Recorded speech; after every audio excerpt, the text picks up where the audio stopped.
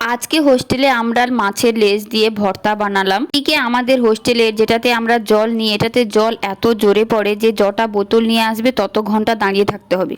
সেই দিন আমাদের হোস্টেলে দুপুরে মেনুতে ছিল শুক্তো আর মাছের ঝোল। হোস্টেলে এই যে শুক্তো তরকারি হয়েছে, এটা শুনতেই শুধু ভালো লাগে, আর যারা খায় তারা জানে আসলে শুক্তোটা কেমন হয়।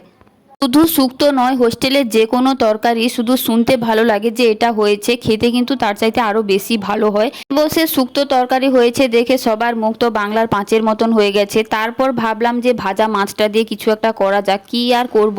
তারপর পেঁয়াজ লঙ্কা আর সর্ষের তেল দিয়ে মাছটাকে ভালোভাবে মাখিয়ে নিয়েছি।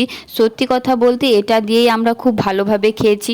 হোস্টেলে যেমনই তরকারি হোক না কেন, আমাদের কাছে যদি পেঁয়াজ আর লঙ্কা থাকে তাহলে আমরা ঠিক যে কোনো একটা ব্যবস্থা তো আমরা করেই নিই। যেমন আজকে মাছটা মাখিয়েছি, সেই রকম দিনটাকেও আমরা ঠিক ভালোভাবেই চালিয়ে নিই।